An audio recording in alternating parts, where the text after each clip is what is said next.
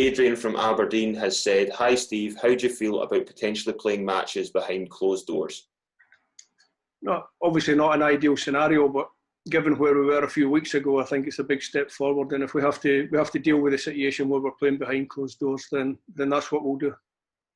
And Sam from Port Seaton, Terry in Hemel Hempstead, Duncan in Dundee, and George in Paisley have all asked, how much are you looking forward to the upcoming Nations League and playoff games, and how confident are you that we can qualify for the Euros? Yeah, absolutely looking forward to them. It's obviously a long time since we had the squad together, so we understand the importance of the Nations League playoff games. They're obviously going to be two difficult games, one-off ties, and hopefully we can come through them. And then you've got the Nations League itself, the next Nations League campaign, which is also very, very important for us in terms of building the squad and working towards the future. And Campbell and Largs and Stewart in Edinburgh have said, do you think the upcoming games so close together will hinder us due to tiredness, or do you think it will be a great chance to get the team together, playing consistently and gelling? No, I think I tend towards the second part of that question. I think it's a good opportunity to get the team together. Hopefully not too many changes within the squad, not too many call-offs, not too many injuries. And you can start to build a team spirit and a team ethos to take us forward and hopefully keep improving. And this question's been a popular one. David from Glasgow, Alan in Stonehouse, Ronnie in Inverness, Paddy in Aberdeen, and Duncan in Forres have all asked, what have you made of Billy Gilmour's progress, and is he going to get a call up to the senior squad? I think Billy's obviously came onto the scene down south. He's done very well to even get close to that Chelsea first team, because it's a terrific squad of players. He's shown his abilities in certain matches where he's been selected to play. Billy's a big part of the future of Scottish football. Whether he's selected or not to play, I've got fantastic competition for places in central midfield. It'll depend on who's playing well at any particular time. It'll depend on injuries, but certainly Billy's one to be excited about for the future. And Thomas is coming from a place that you know well, Ardrossan, and he said, Steve, we are blessed with midfield players, but are there any up-and-coming strikers out there?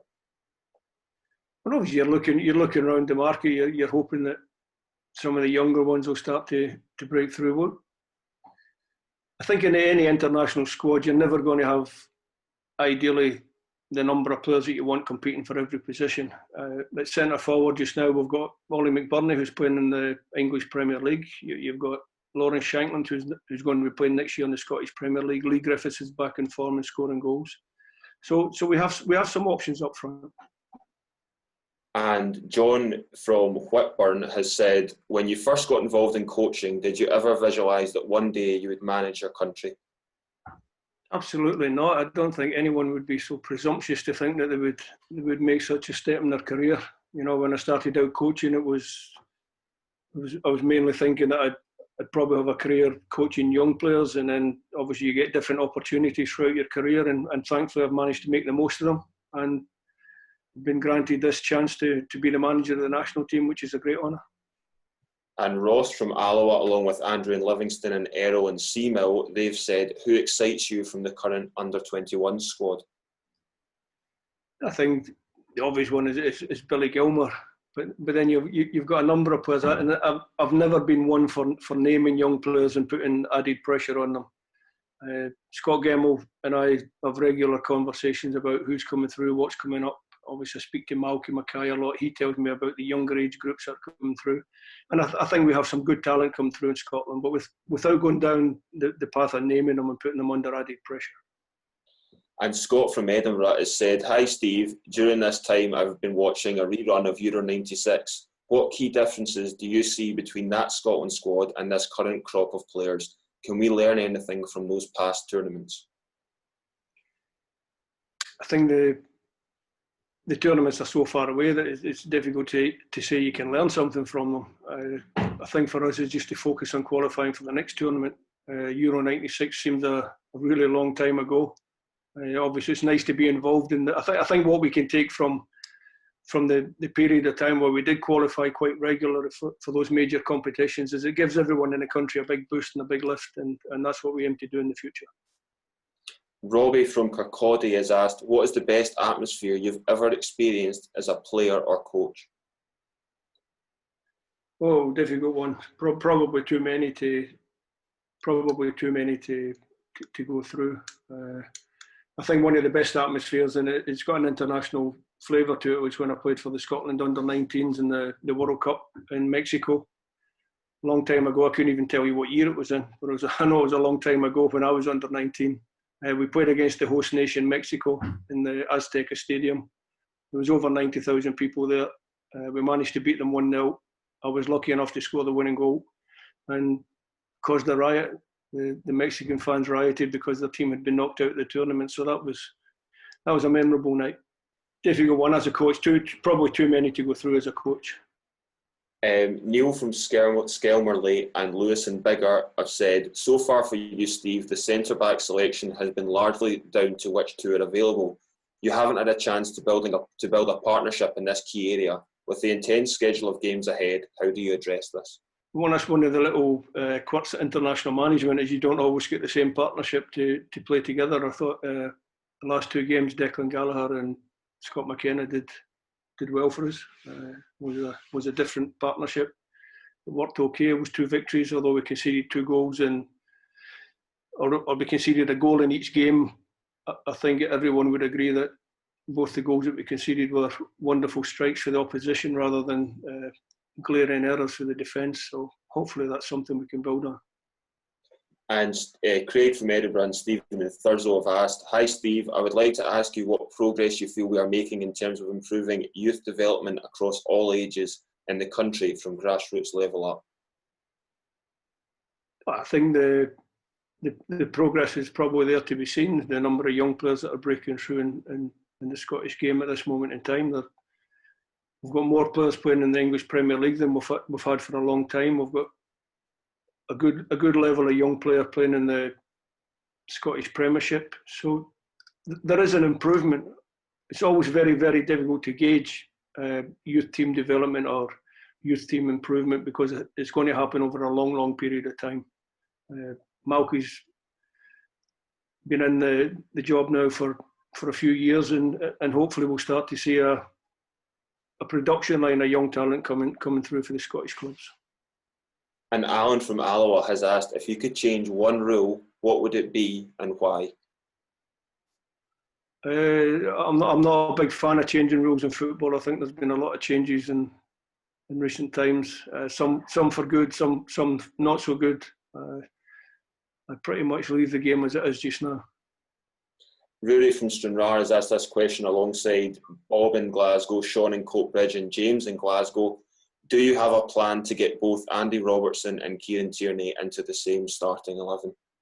Well, the first thing I've got to do is I've got to get them both into the same squad because I haven't had that privilege since I became manager of the national team. When I've got them both in the same squad and they're both fit well and active, then we'll have a little look to see if we can get them both into the team. Fraser from Glasgow has asked, do you know Ryan Fredericks at West Ham and Karlan Grant at Huddersfield are eligible for Scotland? Have you had any conversations with them? I know for sure that Karlan Grant is available for Scotland. I'm not too sure that Ryan Fredericks is, because I spoke to his agent and his agent wasn't very forthcoming. Okay. And Scott from Stirling, how closely have you kept an eye on Ryan Gauld over in Portugal? He's played well last year and has been held back by injuries and politics as opposed to a lack of talent. Obviously, I haven't been across to Portugal to watch Ryan. From afar, you obviously pick up the news reports. I've actually got a friend who's got a property out there in the Algarve and has been to see Ryan play a couple of times, and he says good things about him. So we don't rule out anybody and we don't forget anybody. So although Ryan's a little bit further away, his talent was there to be seen as a young boy when he played at Dundee United. It's maybe taken him a little bit longer to get to the level that he wants to be at, but he's there now, and hopefully he can continue to keep playing well.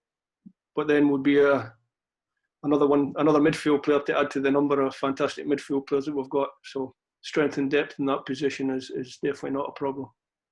And another question on the midfielder here, Alistair from Glasgow asks, Barry Bannon has also been in great form this season for Sheffield Wednesday. Is there any prospect of a Scotland recall for Scotland's mercurial midfielder?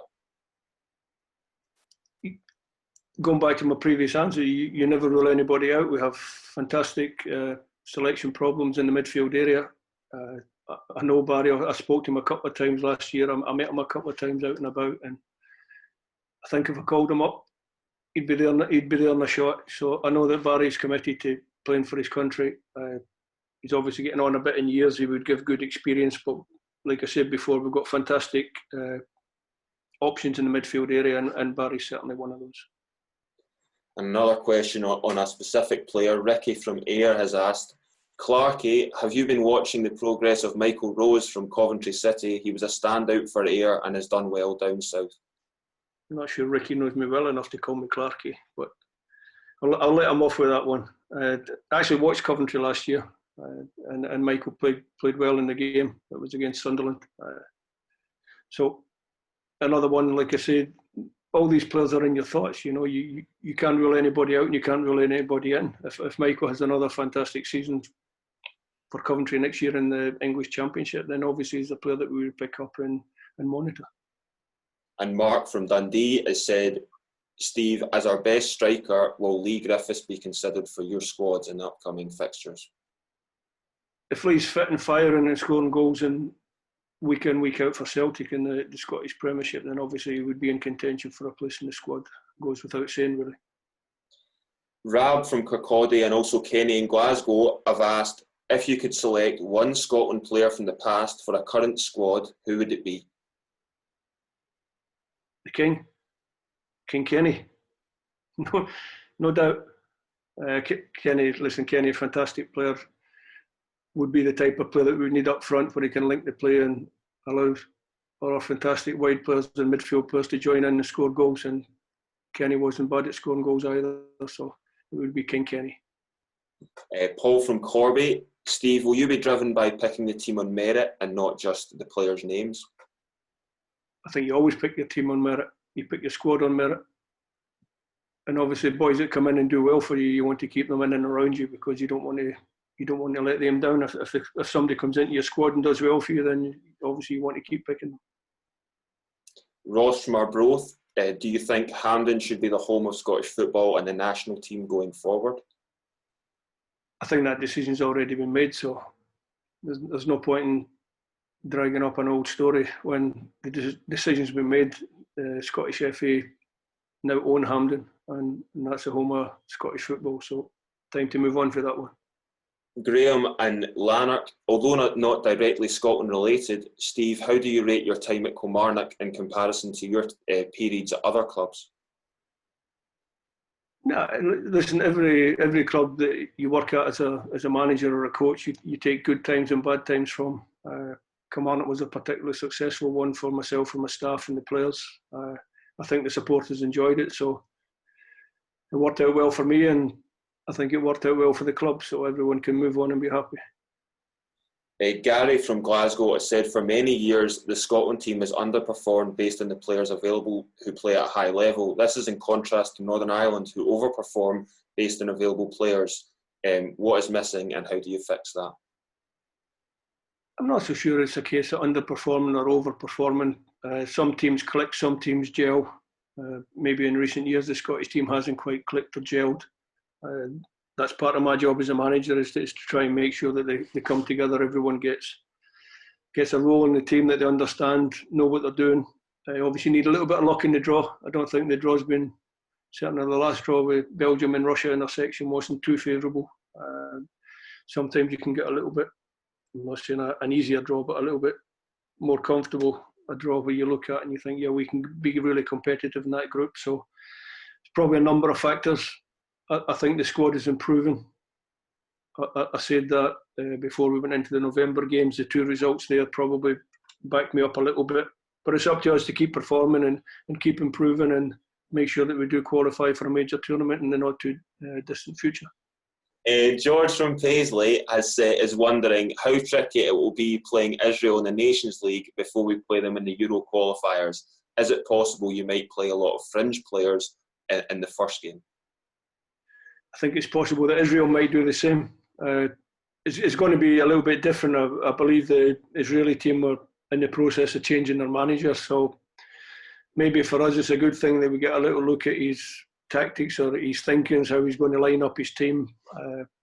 Certainly the first game against Israel won't have too much bearing on the second game against Israel.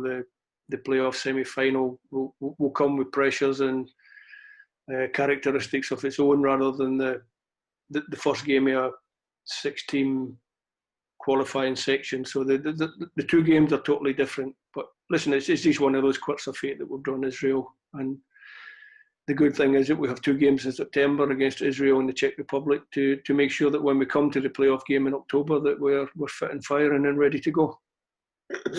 And last one, Stephen from Edinburgh. Hi Steve, do you think Jolene stole Dolly Parton's Man in the hit song Jolene? It doesn't say either way in the end.